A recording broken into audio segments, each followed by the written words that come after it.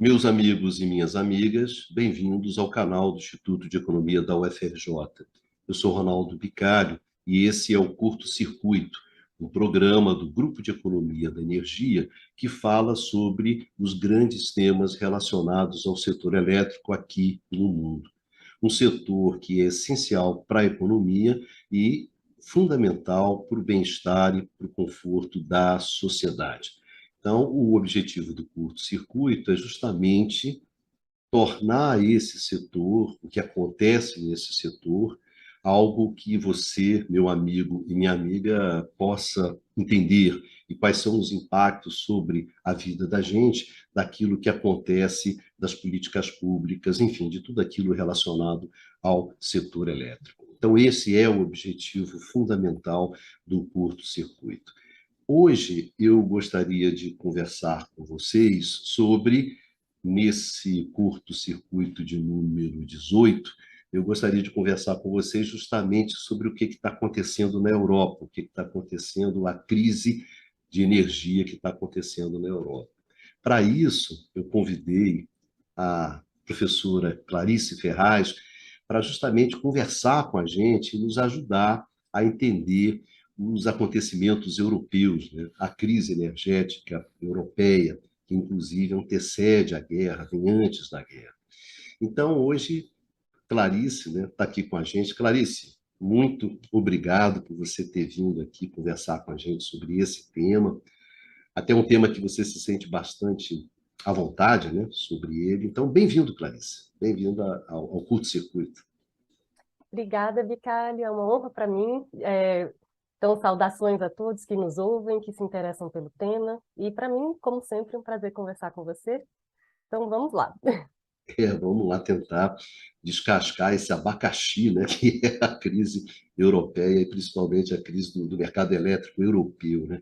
Clarice, para começar, aqui Clarice, o curto-circuito, você é a nossa primeira entrevistada, é a primeira entrevista do curto-circuito do nosso programa, é você, né? O curto tem várias coisas, tem programas que falam sobre notícias, sobre história, sobre fundamentos do É, setor, enfim, é bastante variado, então a gente resolveu também colocar as entrevistas também, é.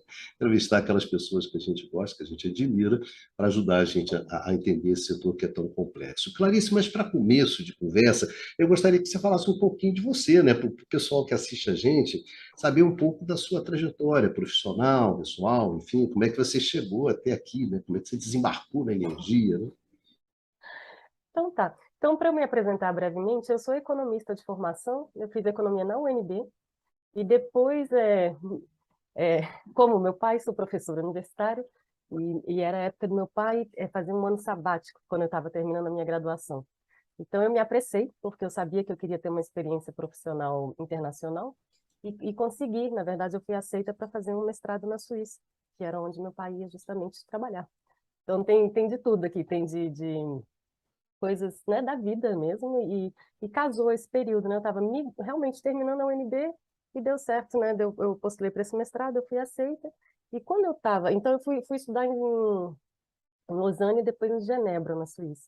E eu fiz os mestrados. Quando eu cheguei em Genebra para fazer o mestrado em energia, em economia, na verdade, é ciências humanas, é um pouquinho diferente o nome.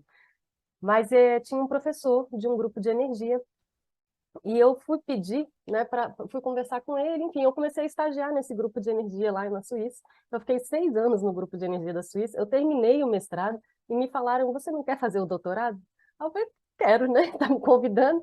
E aí foi assim que eu resolvi fazer o doutorado. Eu tinha ido para a Suíça para ficar um ano e meio, e acabei ficando 11, né? Porque aí sim mais um curso surgiu, porque nesse grupo que era muito interessante, eu acho que o que me ajuda também a ter uma visão mais sistêmica das coisas, Bicalha, porque justamente esse grupo de energia não era de economia da energia, não, é energia mesmo, eram físicos, arquitetos, muito do construído, né, dessas coisas.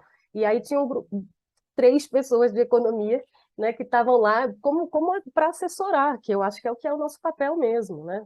A gente não é engenheiro elétrico e a gente tem que aprender, né, com os físicos e com quem realmente conhece fisicamente, né, as características, né, do que é, né, a eletricidade, de como os sistemas funcionam. Então, isso realmente foi uma coisa maravilhosa, em termos de E, formação. Clarice, além do mais, você estava lá justamente nesse momento onde havia grande discussão sobre justamente a construção do mercado elétrico europeu, né? Esse é o segundo momento que, assim, realmente... Por que que eu falo disso? Porque realmente eu estava lá. Então, tinha um grupo, e era um enorme projeto, era um projeto europeu, que eles chamam, então reúne vários países, e a Suíça pôde participar. Eu não sei exatamente por quê, mas a Suíça foi chamada também para participar.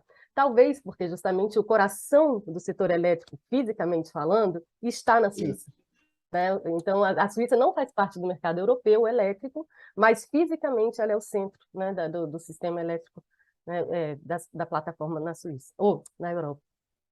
E aí, nesse momento, justamente, estava se discutindo a unificação, porque isso do mercado elétrico, né, porque isso era uma coisa importante em termos institucionais para a Europa, né? Então, a gente unifica esse mercado de eletricidade e, assim, justamente isso dá o peso, né? Então, e a Suíça não entrou, inclusive, né?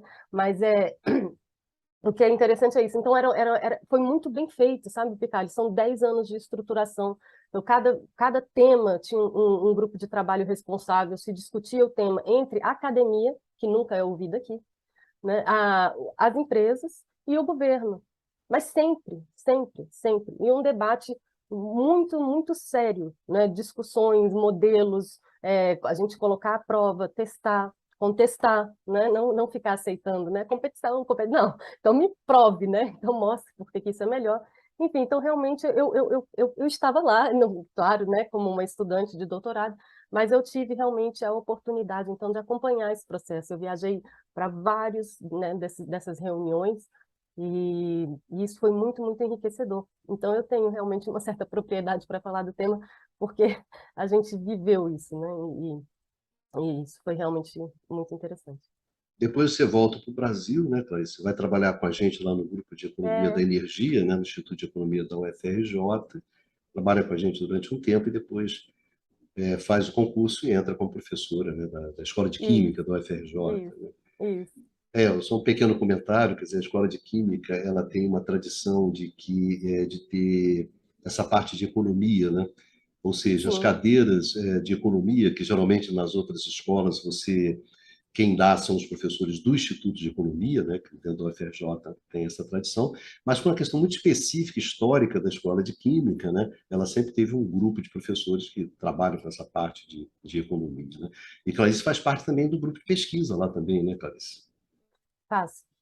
Mas eu tenho trabalhado sobretudo com energia mesmo, né? Então a gente trabalha na universidade, na escola de química, com vocês no Instituto de Economia e no Ilumina, né? Onde nos reunimos também e onde somos colegas, nosso valoroso Ilumina. Tá bom. Obrigado, Clarice, por essa sua primeira apresentação, né?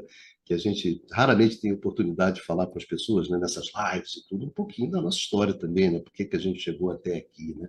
Bom, Clarice, eu acho que para começar essa nossa conversa, o nosso primeiro bloco de debate, de conversa, eu gostaria de começar essa história na verdade, por uma entrevista.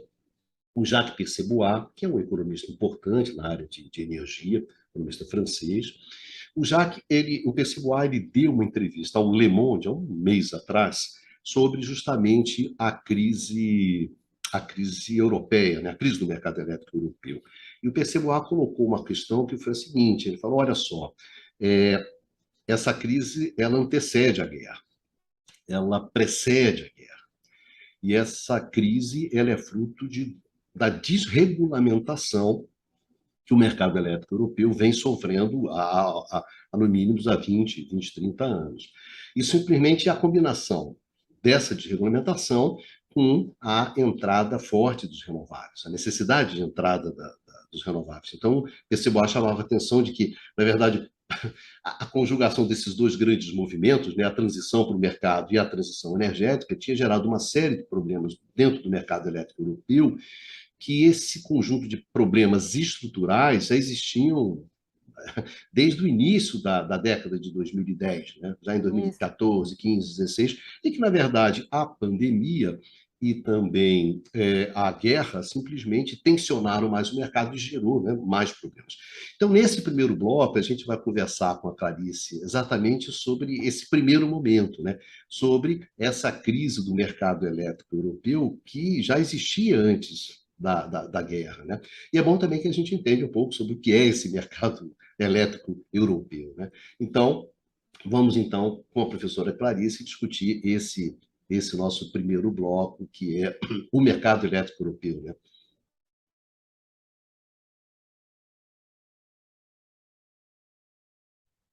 O mercado elétrico europeu, então, ele é, assim, é uma criação institucional, né, onde ficou determinado e se imaginava que na unificação, né, dos diferentes sistemas elétricos, das regras dos diferentes países, seria uma forma mais eficiente, né, de produzir eletricidade e, portanto, da Europa, então, né, ter eletricidade abundante, né, e barata. Então, essa era o mote, né? Introduzir a competição em mercados que antigamente, né, ou tinham um caráter mais público, ou eram muito fortemente regulados. Então, essa introdução e esse desejo de competição, ele vem acompanhado com uma série de mudanças regulatórias que inclusive buscam um pouco desregulamentar esse setor para dar mais agilidade, né, de acordo com os teóricos. E aí uma coisa muito importante, Calha, uma coisa que se fala aqui também hoje em dia, tinha essa coisa também do direito de escolha, né? Então, vocês competem, eu vou escolher de quem eu vou comprar. Então, de fato, né, fisicamente, ele não é uma coisa totalmente harmonizada, há gargalos, né, como a gente fala, então restrições de transmissão, né, e uma série de limitações, mas o que pesa é o seguinte, o que importa é todos os países membros, né, devem seguir as mesmas regras. Então, essa harmonização das regras impõe, né, o preço da eletricidade deve ser fruto, né, das transações de mercado, o sinal de preço ele é dado, né, por isso, então não deve ter uma intervenção nesse sentido. E aí isso vai evoluindo dessa forma, só que qual é o problema, né? Muitos economistas, na verdade, Não, participaram Clarice, só disso. um pequeno comentário, né, Aham. que é essa questão da regra, e é a tarifação é que a gente fala pelo custo marginal, né? Isso, Isso vai ser uma coisa importante, é, porque quem define a tarifa é a última central que entra gerando, né? O setor isso. elétrico é como uma piscina, né? O qual você vai enchendo a piscina. Primeiro você bota aquela água que é mais barata, né? Que são aquelas centrais que são mais baratas, elas vão entrando, vão começar a gerar, começando a gerar, acompanhando a demanda, né? A demanda vai crescendo e as centrais elas vão entrando. Primeiro as mais baratas e por último aquela que enche a piscina, né? Geralmente é a água mais cara, né? Que é a central de É, geração mais cara. É justamente essa água mais cara, essa central mais cara que entra por último, é quem define o preço, né? O isso. preço é baseado no custo de geração dessa última central, que é a central mais cara que entrou. Não importa o que veio É. antes, o que importa é essa última. E Então, aí isso vai todo mundo ser. percebe, né, Bicalho, justamente o ganho, né, daquela primeira que foi despachada quando ela é remunerada por esse preço marginal, como você explicou. Claro. Então há uma grande renda capturada mais, né, isso também vai impactar a tarifa, afinal é a mais cara que está justamente determinando o preço. Isso Tá? é fundamental entender, porque isso vai ser um dos grandes problemas que vão acontecer agora, nesse exato momento, é justamente esse tipo de tarifação. Então, essa Europa dos anos 90, uma Europa fortemente marcada pelo neoliberalismo, né? É nesses atos 90 que surgem as primeiras diretivas da União Isso. Europeia, de Bruxelas, em direção ao fortalecimento do direito de escolha do consumidor. E esse é o grande mote que vai atravessar os anos 90, né, sem dúvida, E os essa coisa se...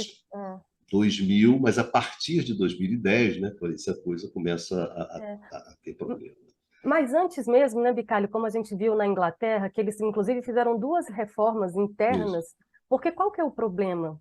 O problema é, a gente está dizendo que a gente quer esse setor competitivo, mas a gente tem que ver, então, quais são as condições necessárias para que possa ocorrer a competição.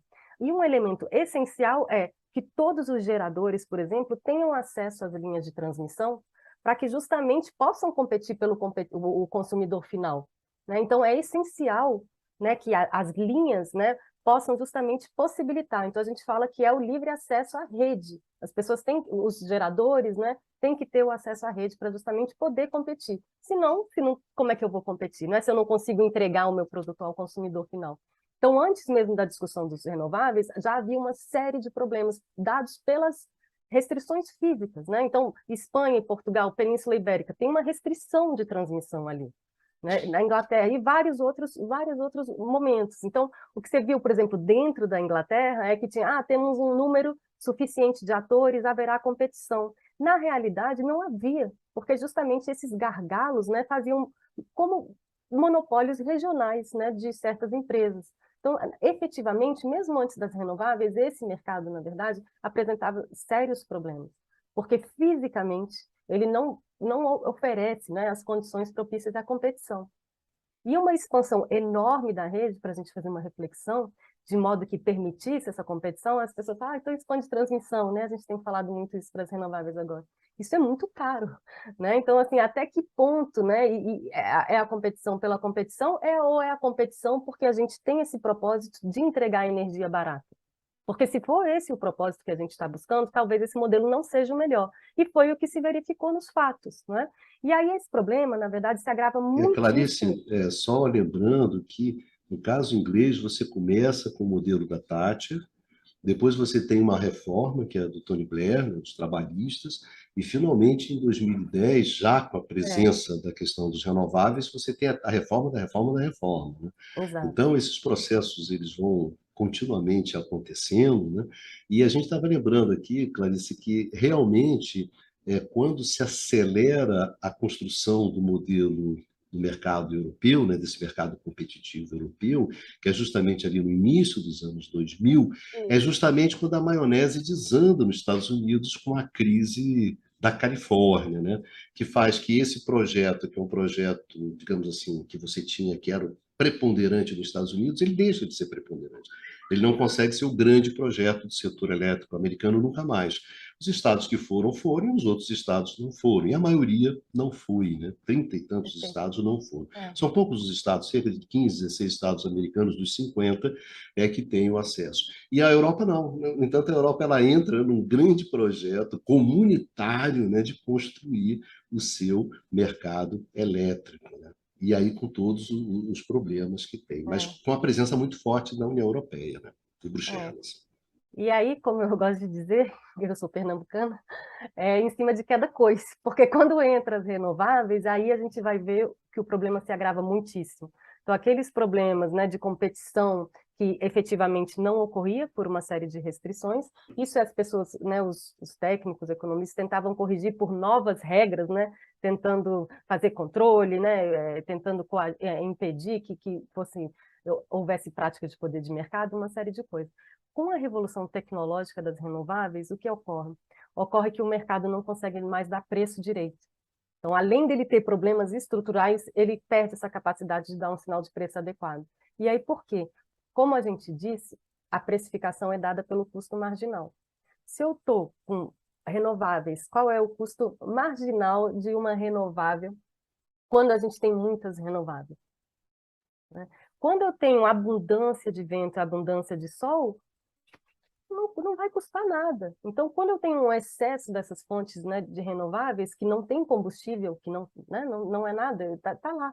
Né? Eu paguei para instalar, mas na hora, né, ela não vai ter aquele custo de combustível como tinham as outras usinas, que justamente era mais fácil da gente fazer essa precificação. Com essa abundância de renováveis, a gente começa a entrar no mundo onde eu tenho, ora, muita renovável, então o preço tende a zero, preço tende a zero. E quando o vento para, por exemplo, durante 3 dias, na verdade, o preço tende a infinito. Ele não vai para infinito porque tem um teto, né? E isso é estabelecido também pelos reguladores. Mas se fosse um mercado mesmo, livre, totalmente desregulado, ele tenderia a infinito, né? Porque não tem, né? É uma escassez mesmo. Então não tem competição nenhuma quando a gente está em um momento de escassez. Isso é muito Né, importante a Clarice, gente é saber. interessante isso, né? Qual é o problema dos renováveis, né? Você chegou a ter no mercado europeu preços Preço negativos, né? negativo. Situações complicadas dentro do mercado europeu. Porque se está ventando, gente, venta, faz sol, etc., o custo marginal, né, mergulha, né? E à Como os medida que economistas, cresce, Clarice, é, lembrando só que é uma coisa dos economistas, que é a questão da escassez, né? Se é escasso, vale muito. Se não é escasso, vale pouco. é, Então, se vento, pau, vento, sol, a escassez é muito baixa. Então, quanto é que vale isso? Muito pouco. Então, você começa a entrar com todos esses caras, né? Entra, imagina assim, você entra pesadamente com a eólica, entra pesadamente com a eólica. Só, né, Clarice, quando para de ventar, gente, a queda é muito grande, né? Você está em 3.000, você cai para 300, Em poucas 200, horas você, é. você dá uma queda muito grande. E aí, quanto é que vale o cara que vai substituir isso, né? Quanto é que vale o cara que Né? vai entrar? Esse cara, justamente, que foi expulso anteriormente porque ele, né? Os renováveis eram muito baratos, tiram o cara e depois você chama, não, vem cá cobrir, né? Etc, Hum, etc. é. E as renováveis, é importante a gente dizer também que elas também não respeitaram muito regras de mercado no começo. Isso. Como era uma urgência, elas foram fortemente subvencionadas. Então, você começa a ter esse mercado que tem problemas é, estruturais, eu tenho um problema agora de precificação, e então as coisas agora vão se agravando. Então, a gente tem essa coisa do preço, e aí o que a gente está falando? A gente está É falando só nesse um ambiente. exemplo, né, Clarice, que é o caso alemão, né? O caso alemão é muito marcante por isso. É perfeito esse exemplo, porque essa coisa vai aumentando, então a gente quer fazer essa transição, a gente quer mais renováveis, a gente quer descarbonizar, mas o resultado final, o que se consegue à custa de muito subsídio, na verdade, é justamente expandir a participação das renováveis, mas como você não consegue, não é, garantir que o abastecimento de eletricidade por meio das renováveis, você vai chamar o quê, justamente, quando não tiver o vento? O que que você vai despachar? E aí, no caso da Alemanha, justamente, térmicas, térmicas até carvão, né? Então, esse backup, como a gente fala, né? Quer dizer, o que que entra ali, né? O que que vai segurar o meu sistema, extremamente poluente. Então, ao final, por exemplo, para a gente completar esse exemplo alemão, o que você tem é isso. Então, um país que tem um parque renovável enorme, mas que, ao final, o nível de emissões, que era o objetivo, né? A gente expandir as renováveis para justamente poluir menos e, assim, colaborar para reduzir justamente a gravidade da crise, né, ecológica, nesse sentido aqui, climática, eu estou falando de emissões. Então, você teve essa quase duplicação de infraestrutura e preços muito elevados. Tá? E graças aos subsídios que isso ocorreu, tá? Senão não teria justamente tido essa expansão tão favorável, e aí isso não sempre foi colocado, então, isso é uma fase, né? À medida que a gente realmente for entendendo melhor as tecnologias, a gente vai avançando, a gente vai conseguir, na verdade, tirando essas mais poluentes e a gente vai melhorando, tá? Até hoje isso não deu muito certo, mas isso é porque uma característica física deles, né? Eles não têm como fazer esse backup, né, com energia 100% limpa, tá? Então, isso é uma questão. Não, é Com profundas interessante. distorções, né, Bicalho, de mercado, tá? O que é interessante quando a gente conversa sobre isso é o seguinte, quer dizer, havia uma questão, que é uma questão histórica, inclusive, na Europa, é se a energia elétrica ela era uma mercadoria como outra qualquer. É isso que está Pois é. no seio da discussão. A energia elétrica é uma mercadoria como outra qualquer, o mercado elétrico é um mercado como outro qualquer, então deve ser tratado dessa forma, ou seja, deve ser tratado da mesma maneira como você trata os outros mercados. Portanto, não necessita, no limite, uma regulamentação, uma proteção, uma supervisão muito forte, porque é uma mercadoria como outra qualquer. Então, esse tema é um tema muito forte da discussão inteira europeia. O problema é que a energia elétrica Não. não é uma mercadoria como outra qualquer. É. Aí você foi para um segundo momento, né, Clarice? Que esse você acompanhou, que é o momento que você está na construção ali. Bom, então como é que a gente transforma a energia elétrica numa mercadoria como outra qualquer e a gente transforma o mercado elétrico num mercado competitivo como os outros? Esse é o grande desafio. Mas quando a Clarice chamou a atenção, olha, gente, isso é um desafio institucional, porque esse mercado ele tem que ser construído através de regras que você tem que estabelecer. Então, é uma discussão do cão, né, Clarice? Isso já era quando o Caricinha estava lá no desafio, que era só a transição para o mercado. Só isso já era uma encrenca, né? Já era uma coisa complicada. O que Clarice chamou a atenção, quando você já estava nessa encrenca, você ainda coloca os renováveis, aí a encrenca ficou grande, né? Aí, É. aí o problema se tornou um problema gigantesco, né? Então, isso pode falar sobre isso, né? Não estou falando sobre a pandemia, não estou falando sobre a guerra, Estou falando nada, estou falando como percebo. Olha, gente, isso aqui Isso, já era uma encrenca, e você que é, participou, né, Clarice, muito dessas é. discussões, inclusive recentemente, antes da guerra, de tudo, no qual você, como você está nessa rede, né, de debate, onde bom, como é que a gente transforma o mercado elétrico no mercado competitivo, as discussões são muito difíceis, né, Clarice? É. Não, e esse problema, Bicalho, à medida que aumenta a participação das renováveis, ele vai se agravando, porque você, para o investidor, então a gente está falando de investidores privados, né, cotados em bolsa, então eles têm que ter, como é que eles vão basear a decisão de investimento, né?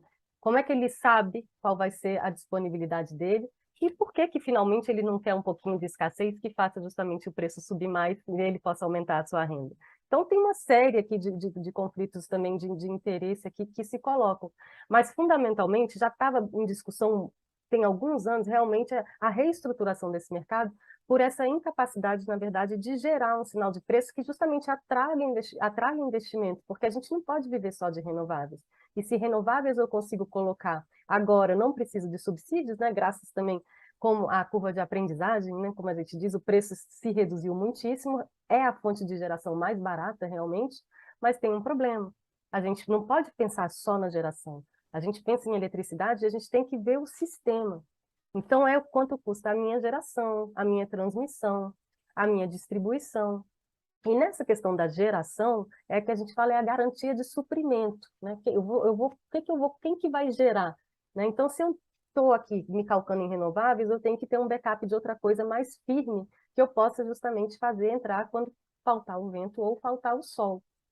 E o que vem acontecendo nos últimos anos, inclusive na Europa, na verdade, que quem começa a participar mais desse setor elétrico, na verdade, nem são empresas de energia, que perante essa incerteza, não é como é que esse risco e tudo isso, como é que eu vou construir uma linha de transmissão anos, né, de licenças e a própria obra, né, e tudo isso extremamente complexo. O que a gente vai fazer esse backup? Vai ser uma bateria? Como é que vai ser isso? Então, tudo isso, na verdade, é que tem que ser levado em consideração. E é isso que vai dar o preço final da nossa eletricidade. Tá? Então, se a renovável é mais barata como geração, essa necessidade do backup, talvez até uma bateria, para quem não tem reservatório como nós, né, isso vai encarecer muitíssimo, na verdade. Então, o advento da entrada das renováveis não vai trazer justamente a redução de preço do setor elétrico, não vai trazer a redução da tarifa de eletricidade para os consumidores finais nesse momento. Tá? Muito em função, né, desses problemas de mercado, de subsídios mal desenhados e uma série de outros problemas. E essencialmente isso. Então, eu estou nesse ambiente aqui de comercialização, onde o preço pode tender a zero ou tende a infinito. Como é que eu faço aqui o meu projeto? Como é que eu sei quanto tempo eu vou operar? Como é que eu vou me remunerar? Né? Então, esse mercado ele começa a falhar nesse sentido, porque o preço sai do mercado, como disseram. Né? Então, se não está saindo de forma adequada, tudo começa a não funcionar direito. E aí, esses impactos sobre o preço e sobre acesso vão bem lembrar e vão mostrar, né, evidenciar que a eletricidade não é um bem como outro qualquer. Você começa a ter desestruturações de setores produtivos. Você começa a afetar, né, profundamente a capacidade, né, de compra, né, o poder de compra das famílias. Tá? Então, tem uma série aqui de questões que vão se colocando à medida que essa dinâmica, né, vai crescendo. A gente leu, né, Bicalho, acho que foi ano passado, o ex-regulador europeu, inclusive espanhol, ele chamando, um operador, né, ele chamando a atenção para isso, falou assim, olha, eu sou contra intervenções a favor, né, da desregulamentação, ele falando, mas é preciso fazer alguma coisa, é preciso atrair investimento para o setor elétrico, é preciso ter mais linhas de transmissão, é preciso que a gente invista mais nessas tecnologias, e isso não está sendo, né, o mercado não está proporcionando essa elevação. E o que você consegue ver nessa coisa, então, são oportunidades, né, de novas fontes de renda. Então, nesse ambiente tão tensionado e tão perigoso mesmo, né, não sei se vai faltar, senão, o que começam a surgir são os seguros, né? Então, você começa a securitizar também esse setor, o que vai trazer uma nova complexidade e também uma nova fonte, né, de gasto, de custo, né, para que a gente alocar lá na tarifa para ser remunerado também. Então, essa questão do mercado, a gente começa opa, mas não era para a gente investir no sistema físico? Eu estou colocando dinheiro só né, em regras de proteção financeira, e como é que é isso? Então, né? Mas, Clarice, indo nessa sua direção, quando a gente observa a última reforma inglesa, ali, 2010, 11, 12, por ali, é uma reforma no qual você coloca no centro a questão da segurança energética, da segurança do abastecimento. E, ao mesmo tempo, a questão da transição energética, da introdução das renováveis. Esses são os dois pilares da nova reforma inglesa. Ela não tem nada a ver com a competição. Quem continuou batendo bumbo em cima da concorrência, da competição, foi Bruxelas, foi a União Europeia. Os países começaram a ver ali como, afinal, gente, não há como explicar as nucleares inglesas através do Isso mercado, colabora, Bicalho, né? inclusive para o advento Através e do para mercado, os ingleses estão fazendo nuclear, estão fazendo via mercado, evidentemente, né? Ou seja, as soluções ali foram se afastando. Mas aí, Clarice, para ir para o nosso próximo é, bloco, que é o seguinte, olha só, olha a nossa questão aqui. Nós já tínhamos um problema grande, que era a introdução da competição, que era criar esse mercado elétrico como outro qualquer, partindo de um mercado que não é igual aos outros. Então, isso já era um problemão desde o início, desde os anos 90. Não é à toa que a questão americana ela desanda a maionese, ali já no início de 2000. Aí, além desse problemão, você soma um outro problema grande, que foi a transição energética, quando entram a transição energética e quando entram as renováveis. Aí, em cima de tudo isso, né, Clarice, a gente tem a pandemia e depois a gente vai ter a guerra. Então, no próximo bloco, a gente vai conversar com a Clarice exatamente sobre, ó, isso aqui já está complicado, não é isso? Isso aqui, essa maionese já está desandando. Aí, em cima disso, você joga a pandemia e a guerra. Então, é o mercado elétrico europeu diante da pandemia e diante da guerra, é o nosso próximo bloco.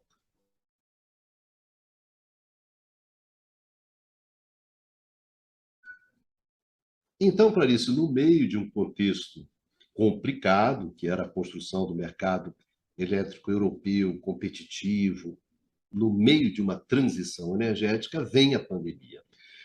Clarice, a pandemia ela criou uma expectativa de que talvez você pudesse ter uma saída que fosse mais limpa, né? Como é que isso aconteceu, Clarice? Tem a questão então, óbvia, né, houve a queda da demanda, é as isso, é empresas isso. entraram em crise, etc., mas havia uma expectativa, né, de que sairíamos mais limpos, mais verdes, mais greens. Então, isso é verdade, então, houve uma certa romantização, né, dessa questão. Então, animados, né, pela redução do nível de emissões, mas que, na verdade, foi dado, sobretudo, pela redução do consumo, né? Então, porque ficamos em casa, porque as indústrias pararam, enfim, uma série de restrições ao longo, né, dos lockdowns que foram acontecendo, que fizeram, sobretudo, reduzir, né, o consumo de energia e de eletricidade. E nesse contexto, né, de crise profunda, né, uma pandemia, a sociedade, algumas pessoas, né, percebem justamente essa questão como uma crise maior, porque ela é, né, a pandemia ela é fruto realmente de um processo de desequilíbrio ecológico. E aí, então, né, então vamos sair disso, vamos fazer melhor, nós somos capazes, né, conseguimos suportar isso, mas não foi exatamente o que se verificou, né, Bicalho? Então, quando você vem tendo a retomada, e na verdade o que viu foi um agravamento de toda a situação, porque com as restrições, lockdowns, interrupções de cadeias produtivas, e, e algumas outras questões, houve, na verdade, uma redução, né, no investimento, sobretudo, na verdade, de EIP, né, das indústrias, né, de petróleo, né, exploração, produção, esse ritmo abaixa. Então, durante a pandemia, isso está funcionando. Agora, após, né, quando a gente começa a retomar as atividades, o que você vê é que não, né, não muda nada, né? O consumo ele veio e ele retomou foi com tudo. Então aqueles desequilíbrios que a gente tinha antes, eles estão aqui, né? E além disso agravado por um ambiente onde houve menos investimento nos últimos anos e onde justamente está se precisando de mais, né? Então a gente começa a ter essa inflação, né, dos preços de energia de forma suave, né? Mas que vai justamente então eclodir, né, vamos dizer assim, com a questão da guerra da Ucrânia, né? que vai trazer uma série agora de novos problemas, e aí lembrando sempre, né? O que está em jogo aqui não é só preço. Então, a Europa já estava em crise, né? Nós também já estamos em crise, né? A crise não é não ter energia. Se o preço da energia, da eletricidade, ele é muito elevado, isso provoca uma crise na economia. Isso afeta profundamente o funcionamento da nossa vida, de todas as atividades produtivas. Então, eletricidade com preço muito elevado é crise, né? Quando falta a energia, quando falta a eletricidade, aí é colapso, né? E aí isso aprofunda a crise e isso realmente causa consequências muito mais graves, né? Inclusive, está falando de vida e morte, né? E uma série de outras questões. Com a questão da guerra, então, aí tudo realmente... Clarice, A só Europa... uhum. um pequeno parêntese. O que eu acho que é muito interessante sobre essa crise europeia é que 2021 você não tem a guerra, você não tem a guerra, mas já é um ano muito complicado para o mercado elétrico europeu. A demanda por mudanças de regras, Isso. porque se você é um país que você pertence à União Europeia, por exemplo, a Espanha e Portugal, que faz, eles compõem um mercado chamado mercado ibérico, que é um mercado um pouco, é uma ilha, né? Um pouco isolado do resto da Europa, que, como Clarice chamou a atenção, a Europa não é toda ela interconectada, etc. Os países são interligados em termos de você pode transferir energia, né, de um mercado para o outro, À de um país para vontade, né? outro. Você Não é pode, isso mas que tem uma série de acontece. restrições, né? Então, o mercado ibérico, né, Portugal e Espanha, é uma espécie de uma ilha isolada. Você não tem como transferir grandes quantidades de energia para a Europa. Então, você já teve ali, a Espanha começou justamente a pedir autorização para a União Europeia para mudar as regras. O que estava acontecendo? O que está acontecendo é que a retomada ela é acompanhada por um crescimento do preço e da tarifa de energia elétrica, que é um aumento significativo, importante. Você já tinha, né, Clarice, problemas no mercado de gás, no Isso, mercado de isso gás, que eu queria chamar a né? atenção, exatamente. Antes você já tinha problema. Mas os problemas não surgiram com a guerra da Ucrânia. Você já tinha um mercado de gás complicado. Esse mercado de gás, por exemplo, se você pega. Clarice, eu acho que o exemplo espanhol é muito bom, né? Porque na espanhol você lembra enchendo a piscina, você entra com as hidráulicas, você está entrando com Muito sol. renováveis, muito sol. Mas quem é que definia a tarifa? Justamente aquela térmica a gás. Olha só, não tem guerra da Ucrânia, mas que já estava elevada. Despachada lá da Então, Polônia, né? a tarifa ela começa a subir. Para vocês terem uma ideia, quer dizer, no mercado ibérico, ali em janeiro, parece março, no ano passado, 2021, você tinha alguma coisa em torno de, no mercado atacadista, você comprava energia elétrica por 40, 50 euros por megawatt-hora. Já no meio do ano, isso já estava 120, É, 150, já é. tinha dobrado. Olha só, você não está tendo Triplicado. guerra, não está tendo nada. E no final, já estava encostando em 200, você já começava a embicar. Então, você já tinha um problema no mercado elétrico. E, Então, qual era a contestação? Olha, mas olha só, eu gero hidráulica, tudo barato. Aí, quando enfia esse último cara aqui, pela sua regra, você acaba explodindo o preço. Aí você fala, por que isso era importante? Pelo seguinte, gente. Mercado elétrico espanhol, você tinha uma parte que era mercado livre e tinha uma outra parte que era o mercado regulado. Esse mercado livre, ele estava com preços fixos. Eu faço um contrato, escolho o meu consumidor, cerca de 60% dos consumidores. E ali eu tenho um contrato. O problema é que tem 40%, que é um mercado regulado, que tem um preço chamado preço de venda para o pequeno consumidor, 40%. Mas quem definia esse preço, Clarice, era o preço do mercado atacadista. Embora seja regulado, mas quem define o preço do mercado é o mercado. Então, qualquer coisa que acontece aqui no mercado atacadista bate direto nessa galera. E aí foi uma chiação geral.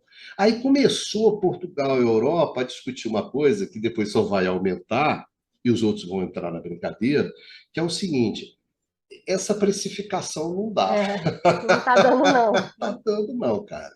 Isso aqui. Aí começa uma discussão. Vamos colocar um preço teto né, na eletricidade, ó, vamos colocar um preço teto, ó, daqui não pode passar.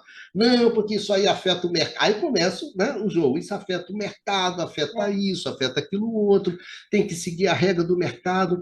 Não, mas como é a regra do mercado? O que acontece é que essas empresas elétricas estão ganhando uma baba, né? Não, como a Clarice falou, agora imagina, preço marginal é o custo lá de cima, né, da galera do gás. Vamos imaginar que entrou a 100, né, o custo de geração de uma térmica a gás 100. O cara que aqui da eólica, do pessoal aqui de baixo, está gerando a 10, a 15, a 20. Então, como a Clarice falou, a margem que essa galera ganha é muito grande, pô. O cara mais caro que define, eu que sou mais barato, então eu ganho uma margem, né, uma renda absurda. Então esse problema começa a é, tensionar, é, você começa a reclamar, é. patati, patatá, aí começa uma discussão. Não, o problema é o problema regular. Vamos todo mundo para o mercado. Aí acontece pela primeira vez na Espanha que o mercado livre fica com preço menor do que o mercado regulado. Por quê? Porque o mercado livre estava todo mundo com contrato fixo. Só que quando você renovava o contrato, cara, não ia... Aí começa aquela discussão interna. Aí, Clarice, no meio de tudo isso, o presidente Foi. da Iberdrola, o CEO, diz que, na verdade, os consumidores espanhóis eram idiotas porque eles ficavam no mercado regulado, que estava mais caro, ao invés de passar para o mercado. Rapaz, isso deu um rolo, o cara teve que pedir perdão de joelho depois dessa. Porque, evidentemente, qual era o problema? E aí, Clarice, para seguir dentro dessa nossa lógica da discussão, qual é a primeira solução, gente? E é isso aí que a gente começa a entrar no cerne do pepino. A primeira solução do Estado espanhol foi abrir mão de imposto. É. Abrir mão de imposto. Para quê? E aí que a gente começa a entrar na discussão boa aqui, porque é não tocar nos lucros das empresas de energia. E não desrespeitar as regras de E não mercado, respeitar né? regras. Então, o que, que acontece? Eles começam a reduzir os impostos e as contribuições, né, que você tem dentro da conta de luz. Mas, evidentemente, Clarice, que isso não consegue segurar o tranco, porque Isso. está subindo muito. Olha só, sem guerra, hein? Né, Clarice? Não estamos falando de guerra, estamos falando em 2021, não estamos falando de guerra. Então, isso você começa a crescer, e essa, digamos assim, renúncia fiscal por parte do Estado não segura, sem considerar que coloca problemas de equilíbrio fiscal, etc, Exato. etc, etc. Então, né, Clarice, essa solução foi, primeiro momento, que eles acharam, não, isso aqui é passageiro. Não foi passageiro. Aí depois começa uma discussão dentro da sociedade espanhola, que até a Espanha foi a primeira a colocar isso fortemente, que fala assim, não, não, tem que colocar imposto em cima desses caras. As empresas de energia estão ganhando uma baba, e essa baba que eles estão ganhando não é mérito nenhum deles, não é porque eles são mais eficientes, melhores, não. É simplesmente uma questão de restrição do mercado de gás, etc, etc, etc. Então tem que taxar esses caras. Aí você começa uma disputa que avança nisso, né? Os governos começam a taxar, né, Clarice? Inclusive o governo italiano, lembra? Você estava me falando exatamente sobre isso, né? Não, o governo italiano, eu não me lembro quando ele introduziu a taxação e nem se o que a gente viu na Itália foi justamente isso, assim. E o que a gente vem vendo, né, é uma e que agora essa remediação que Bicalho explicou, ela vem acontecer também depois da guerra, assim. Eu preciso Não, que aí reduzir vale a pena, né? tarifa, Porque né? você estava nessa situação É, com, na verdade, com Espanha, alguns países querendo, ó, tem que mudar isso, aí isso, os preços já estão subindo, subindo, subindo, aí chega no início do ano você tem a guerra. é. E aí já está posto, né? Não é Aí já uma está posto. mercadoria como outro qualquer. A gente está enfrentando crise política, conflitos distributivos e esse muito tensionado dentro, né, de cada país. E a Europa pode ser, não é, um continente e um mercado, mas são países membros, né, autônomos com seus sistemas políticos e são eleitos. Né? Então, se um governante ele tem uma crise de eletricidade, se isso provoca desindustrialização, se isso provoca pobreza, se isso provoca escassez, ele é penalizado. Então, a gente está aqui com um problema político na mão gravíssimo, né? Além de todos os impactos econômicos e sociais que vão junto. Então, isso já fica extremamente tensionado e a gente está falando assim antes da guerra, né, Bicalho? Então, os níveis de subsídios absurdos e representando o quê? Não, respeitamos a União Europeia, então não afetamos as regras de comercialização para reduzir o preço para o consumidor final. Então, eu vou tirando o imposto, o que que eu vou fazendo? Eu vou enfraquecendo o Estado Eu vou artificialmente reduzindo esse problema, porque a gente não conseguiu resolver o problema do mercado de energia. A energia continua cara, né, por essa escassez e por uma série de outras questões. E aí eu não sei se a gente pode entrar na guerra agora, né, Bicalho? Porque eu acho Sim, que porque realmente, não é? justamente dentro desse contexto é que vem a guerra. Aí as pressões sobre a União Europeia ficam maiores ainda no sentido, olha só, no sentido do mercado europeu de energia elétrica. Olha, não é possível seguir dessa maneira, né? Aí o jogo começa a ser jogado de uma outra maneira, né? Porque aí existem os países que estão defendendo, olha, tem que colocar um teto no preço da energia elétrica. Tem que colocar um preço no teto da energia elétrica. Aí a União Europeia não, porque isso afeta o mercado, afeta o investimento, eu não quero entrar. Aí qual é a solução que é adotada? A solução que é adotada, cara, isso é o seguinte, olha só. Então vamos imaginar que o custo de geração de uma térmica seja 100 euros por megawatt-hora que ela gera. Esses 100 euros, a gente vai botar um teto aqui, não no preço da eletricidade, tá certo? Vamos botar um teto aqui nessa geração e vamos falar, olha, dos 100 você só pode cobrar 50, 40. Então, a Espanha bota um teto no custo do gás para geração, não na geração, não no preço da eletricidade. Tá bom, botei, caiu de 50 para 40. Isso tem um impacto negativo. Claro, o custo marginal reduz, tem um impacto positivo sobre a tarifa. Bom, segundo momento, né, Clarice? Quem é que paga isso? Aí, mano, começa outra discussão, que é quem é que paga. Aí você começa a tentar criar alguns tipos de mecanismos que os caras, o consumidor não paga agora, mas paga depois, paga um custo de diferença para tentar, gente, na essência, o problema é o seguinte: manter os lucros das empresas de energia. Esse é o problema europeu. Só que isso, Clarice, com a guerra não deu para sustentar, né? Não deu para Isso, sustentar.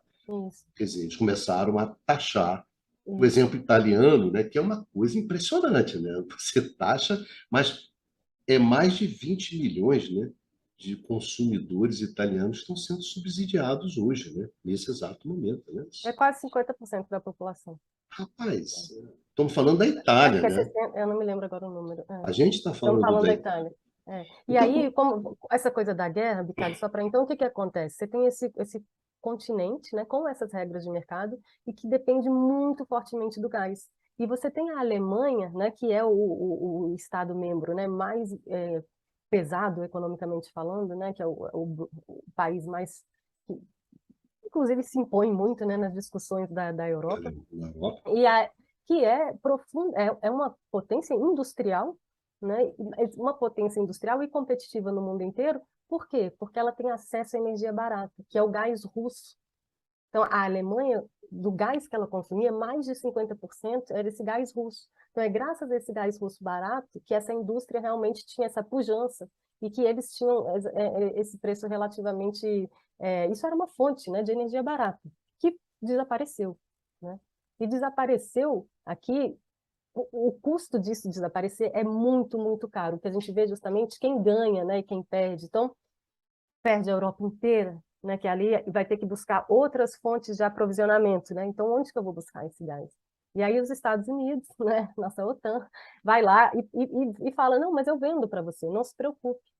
E aí, gente, se a gente está falando aqui de preocupação ecológica, né, de preocupação climática, isto é uma aberração. Tem uma série de regras na Europa também que impõem justamente descarbonização, né, progressiva, né? A meta é estar descarbonizada em 2050, então tem metas bastante ambiciosas aqui que estão chegando. E aí você tem esse contrassenso, né?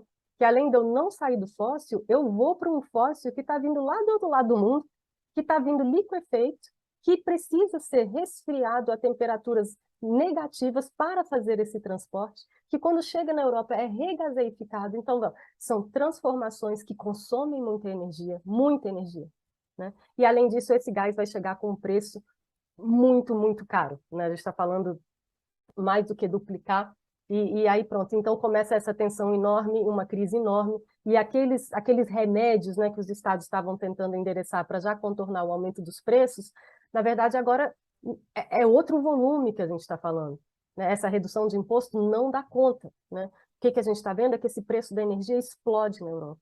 Então, agora, em concertação com a Europa, que a Europa teve que ceder imediatamente, né, justamente por conta de conflitos anteriores que tinham surgido. Então, antes da guerra, a França teve, né, os coletes amarelos, esses conflitos distributivos que o Bicalho explicou, né, que ocorreram na Espanha. Então, todas essas questões muito tensionadas. Então, dessa vez, a Europa permite que os estados entrem com mais força, né, para justamente subsidiar e para tentar ajudar. Então, eles aceitam que se mexa no mercado, né? E aí realmente a gente não está falando de competição de jeito nenhum. A gente está falando numa luta pela segurança de abastecimento, custe o que custar.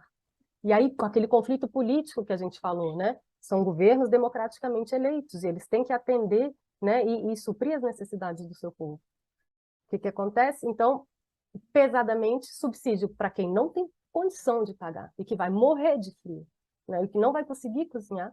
Então, subsídios para baixa renda, só que num volume enorme, né, porque justamente como o Bicalho falou, essa margem das empresas de energia é cada vez maior. Então, se o Estado tem que cobrir essa diferença, né, garantir que o pequeno... Então, gente, o consumidor final de baixa renda, ele é um atravessador, ele é um intermediário. Essa ajuda do Estado, ele vai para ele, mas é para ele pagar a conta de luz. Não é com ele que esse dinheiro vai ficar, a vida dele não melhorou, e inclusive ele fica fragilizado, né, e dependente justamente desse auxílio de governo, porque de fato o preço não mudou. Né? O que são, né, apoios, né, e ajudas que vêm surgindo. E do outro lado, ajuda a indústria, né? Porque se a indústria capota, a gente está falando de um desemprego em massa. A gente está falando de queda de renda, a gente está falando de uma transformação muito radical de todo o tecido produtivo e da sociedade, né? De todos os países que estão estruturados. A gente está estruturado dessa forma, né? A gente funciona à base de eletricidade. Então, tem para os pequenos e tem para os grandes. Então, a gente está falando aqui, né, vamos citar logo o exemplo mais chocante de todos, o último pacote que a Alemanha quer dar, que gerou uma crise dentro da Europa. A gente está falando de 200 bilhões de euros para resolver alguma coisa, para pagar a conta. Esse dinheiro ele vai chegar nas empresas de energia. Esse dinheiro não está justamente, né, tem até coisa, vamos expandir a transmissão e tudo, mas essencialmente esses subsídios, eles vão, né, essas empresas e a baixa renda é apenas atravessador, esse dinheiro o Estado está dando para as empresas de energia. E é isso que tem acontecido. Então, os conflitos se agravam, os conflitos distributivos se agravam, né, uma população aqui dependente totalmente das ajudas estatais, porque senão não vai conseguir sobreviver. E E se não você tem esse problema que você vai desenhando, né? Com quem é que fica, com quem vão ficar os custos desse acerto, desse arranjo, né? Porque você tem algumas coisas que são interessantes. Por exemplo, tem uma parte dos países europeus, que dos 27, 15, Clarice, estão defendendo teto de preço. Teto de preço. É muito interessante a sutileza, né? Quando você faz teto de preço, atinge todo mundo. Todo mundo, ó, a eletricidade, ao invés de ser 100, vai ser 50. Dá um corte e vai para cima de todo mundo. Ponto. Só que a União Europeia é contra a questão do teto do preço. O teto do preço. Até porque o teto do preço ele vai ter um impacto sobre a receita das... Olha só, a sacanagem. O impacto que o teto de preço vai ter sobre as receitas das empresas de energia é um. Agora, o que essas empresas de energia estão propondo? Não, na verdade, a gente admite pagar mais imposto, ser mais taxado, mas sem teto de preço. Você só vai subsidiar o pessoal mais fraco. Então, o cara faz a conta. Não, eu vou pagar imposto, mas o teto não vai ter teto de preço. Na verdade, o que é? Eu vou pagar um imposto que vai ser subsidiado, tá me entendendo? E para o cara de baixa renda, então o impacto sobre a minha receita é menor. Então você começa esse tipo de jogo que você vai se desenhando na Europa, que é, na verdade, entendeu? Olha, vamos subsidiar os mais pobres. Vamos subsidiar não sei o quê. Vamos tentar salvar aqui só os mais fracos, os mais vulneráveis.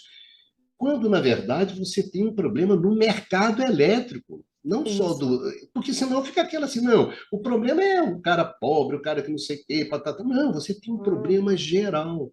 O problema é que a União Europeia está tentando salvar o modelão dela que vem desde os anos 90. Não foi capaz de dar uma resposta inicial, não foi capaz de dar uma resposta para a tentativa de introdução das renováveis, não foi capaz de dar uma resposta na pandemia e também não está sendo capaz de você dar uma resposta, né, agora para a guerra. Ou seja, trata-se, eu acho que essa questão, voltamos ao percebo A, quando ele fala, olha, o problema é o problema que, na verdade, desse modelo que vocês defendem, que é um modelo que vocês têm como objetivo desregulamentar o mercado elétrico, a partir daí, as empresas não têm nenhum tipo de restrição para valorizar o seu capital e conseguir os lucros que elas têm no poder de mercado para conseguir.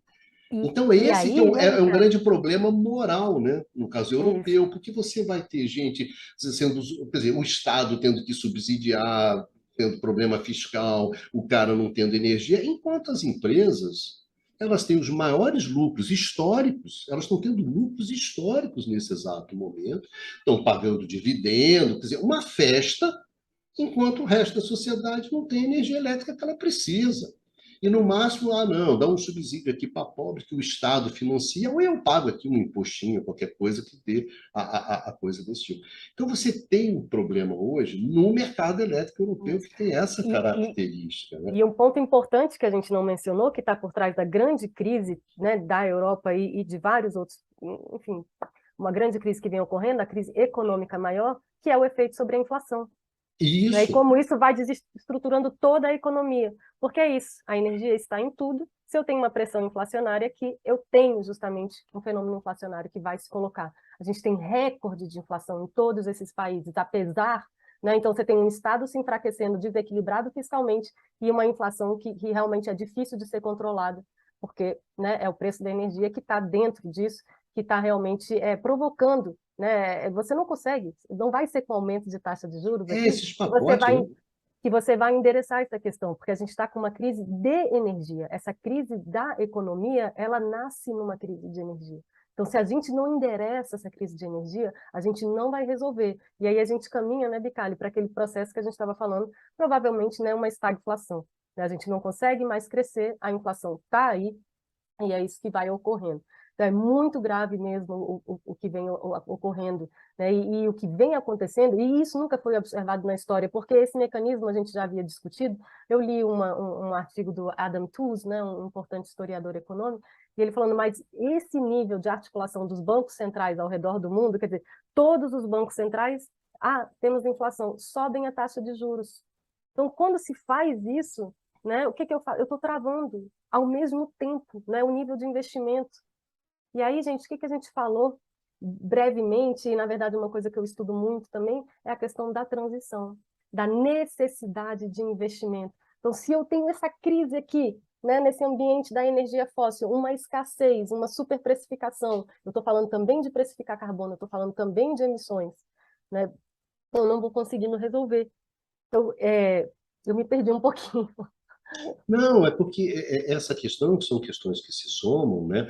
Que é a questão. Aí eu acho que tem, eu gosto assim, vejo duas questões, né? Uma, a questão, voltando um pouquinho num ponto que você chamou atenção, que é na questão interna europeia. A União Europeia tinha decidido alguma coisa em torno, olha, vamos mobilizar, né, os Estados-membros, alguma coisa em torno de 140 bilhões de euros, 150 bilhões de euros comunitário, tá? Comunitário, todo mundo, vamos tentar resolver um problema conjunto. Ou seja, se a gente for ajudar os pobres, vamos tentar ajudar todos os pobres da Europa, né? É, Vamos ajudar as indústrias, os negócios, toda a indústria para você não ter problema de competição, de vantagem. Essa é a ideia europeia. 140 bi. Aí chega a Alemanha, como você colocou, botou 200 bi. Não, eu vou botar 200 bi para as empresas alemãs, para os negócios alemães, para o consumidor alemão. Aí o resto da Europa, opa, a Itália falou, pô, o meu é 40, 50, o seu é 200, quer dizer, gera um problema interno hoje dentro da Europa, que é aquela velha história de se a farinha é pouca, né? Você que é nordestina, meu pirão primeiro, não é isso? é, Então, é. esse Não, e problema é um que você conflito tem hoje. político. Tem que Então, a dar questão resposta. Da Europa hoje é falar, gente, a gente tem que tentar encontrar uma saída que seja uma saída comunitária, uma saída geral, tá certo? E, por outro lado, você vê os países... Bom, aí você tem um programa também de cento e tantos bilhões de libras, né? No caso lá da Inglaterra, Em agora inglês, com a nova primeira-ministra. Então, poxa, aí você vai para a França, que a gente estava conversando, agora no dia 4 de outubro, a França deu início ao processo de renacionalização completa da IDF, 4 de outubro, agora, recentemente, vai renacionalizar. E ali tem um problema, né? Até que ponto os franceses vão topar mandar a energia barata que eles têm, porque é aquela energia produzida com energia nuclear. nuclear já toda amortizada, com tudo já pago, então é uma energia barata, mandar para a Alemanha, tá certo? E ao mesmo tempo tendo que cobrar preços mais elevados na França por causa do mercado, da regra, da questão europeia. Quer dizer, você começa a ter esse tipo de problema, que é como é que cada um vai resolver.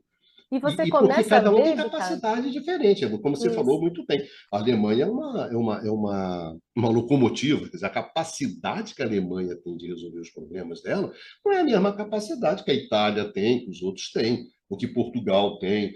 Então, qual vai ser a sua... Então, você está tendo uma tendência, e ao mesmo tempo, né, Clarice, uma enorme resistência da burocracia de Bruxelas, né, que é horrorosa, né? Que ninguém nos ouça, mas basta você ver a maneira como Que se nos lidou ouçam, que nos ouçam. como se lidou com a crise grega, né? Nossa, então Bruxelas sentado em cima do seu modelo e os países se esfregando ali em volta, etc. Então eu acho que esse é um problema europeu, que eu acho que cada vez as tensões vão ser cada vez maiores, e eu acho que cada vez vai ser mais difícil manter, digamos assim, o arranjo institucional que é o mercado único de eletricidade europeu. Acho que cada vez isso vai ser mais difícil. Ponto. Outra coisa, um ponto que aí que você tocou, que também é pesado, que aqui já a gente pode já encaminhar para Acho o que é outro final, programa. né, da nossa discussão, mas podemos falar sobre isso, que é evidentemente que é a escolha pela segurança energética quando você contrapõe a questão da transição energética, tá certo? Então, quando a coisa aperta, é evidente que você está observando nos estados, apesar de todos os discursos, uma preferência pela segurança energética, que é aquilo que pega mais no curto prazo. É. Uma escolha pela segurança energética, pelo curto prazo.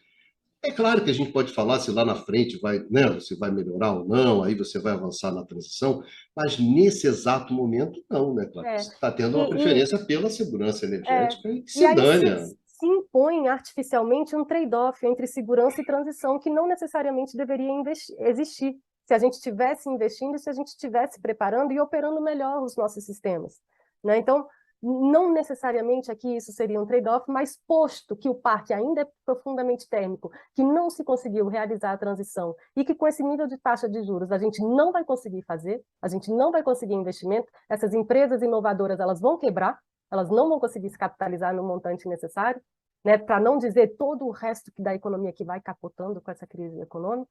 Então, sim, está posto, infelizmente, realmente é isso, um trade-off entre segurança e transição, e a gente está, na verdade, batendo recorde de emissões poluentes, e a crise não é sanada, e, além disso, a crise não é sanada.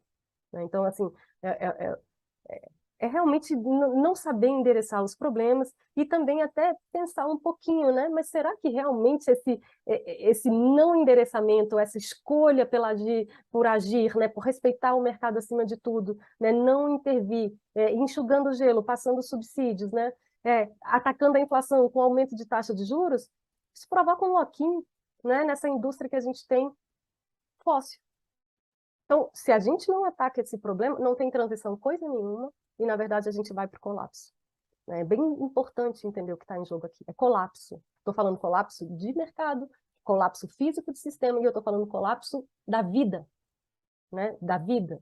Porque é urgente a redução das emissões para justamente resolver a crise, né, climática, para limitar, não estamos resolvendo nada, esse processo já tem a sua inércia e a gente vai viver momentos muito, muito difíceis, inclusive a gente precisa de investimento para se adaptar, né? A gente fala que a gente precisa gastar para mitigar, para reduzir as emissões, mas também para se adaptar, porque já tem muita coisa acontecendo, né? O nível de enchentes, e enfim, tantas secas, né, incêndios, enfim, tudo isso muito, muito difícil.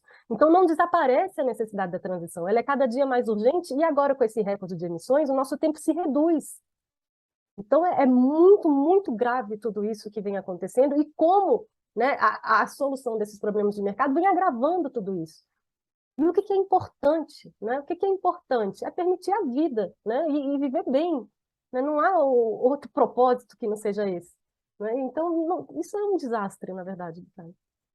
Eu acho que uma das grandes questões, né, que você tem nesse, nesse conflito europeu é justamente essa dimensão, a dimensão de que a transição energética, eu acho, apesar de todos os discursos, ela deixa de ser aquele ponto, né, focal na questão da política energética, das políticas públicas, que envolve política energética, política ambiental e tudo mais, e você passa a focar na questão da segurança energética. A grande preocupação é o inverno, né, que vai chegar, e como é que você vai resolver isso.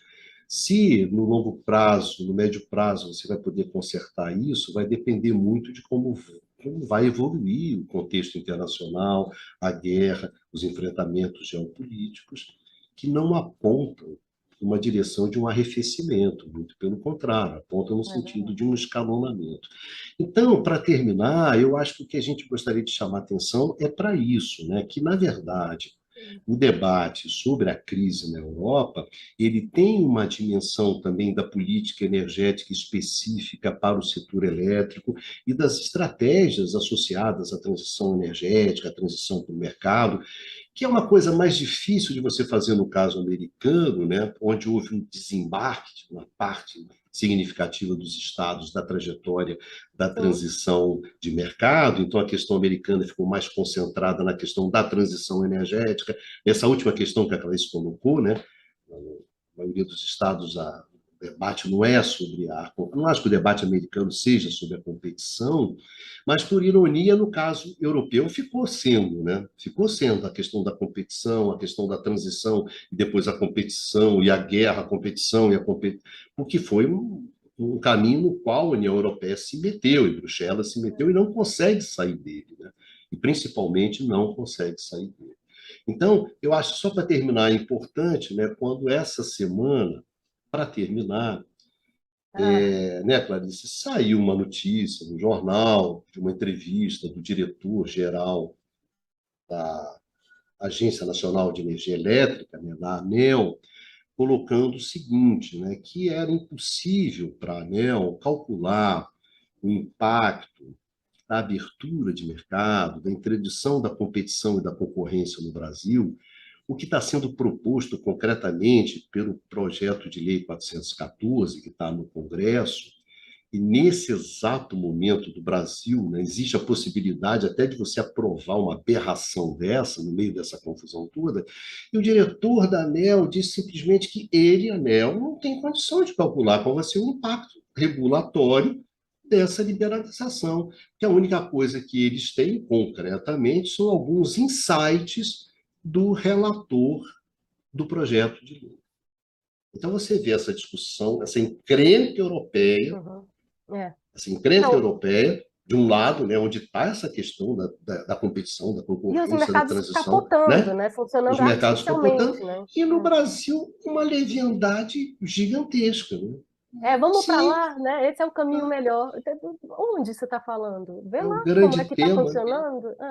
o grande É tema muito dos, grave. dos agentes, da E burocracia, eu, foi essa, a é, modernização, a é, liberalização. Assim, mas pelo menos eu sou obrigado a reconhecer desse diretor-geral da ANEEL, diferente do anterior, no qual a ANEEL conseguiu não calcular o impacto tarifário da privatização da Eletrobras, foi para lá, veio para cá, foi para lá, veio para cá, e conseguiu isso. A Eletrobras foi privatizada sem que você, olha, qual é o impacto que isso tem sobre a tarifa? Não foi feito. Pelo menos eu sou obrigado a reconhecer que o Feitosa, né, se eu não me engano, que é o diretor, ele teve uma posição correta. Falou assim: olha, não posso calcular. Não sei qual é o desenho que não. vocês estão colocando, não sei qual vai ser o preço da E energia. corretamente. O que ele está colocando que eu acho que é correto? Olha, a gente precisa discutir esse negócio. E aí, o que é mais grave, não é? Quer dizer, essa Eu sou obrigado a institucionalidade. reconhecer um burocrata que, num determinado momento, diz o óbvio, né? Olha, essa esbórnia, que é o PL 414, essa festa, essa festa dos comercializadores, bancos, entendeu? Essa mijorra que o setor elétrico tem a cara de pau de defender, como se fosse uma E maravilha. defender agora, né, Nesse Vicário? exato momento, que eu tive a situação É, europeia, o mundo todo, é, tem um cara que fala assim, é. peraí, pô, isso obrigado, pô, E valeu, cara, lembrando que valeu. O Brasil não está ao abrigo, né, dos impactos justamente da inflação Não, provocada pelos custos de gás. O nosso gás ele é importado. Então fica nessa, isso, a gente tem gás, a gente tem gás, o gás do pré-sal. Esse gás não vai chegar aqui, nem no ano que vem, nem no seguinte.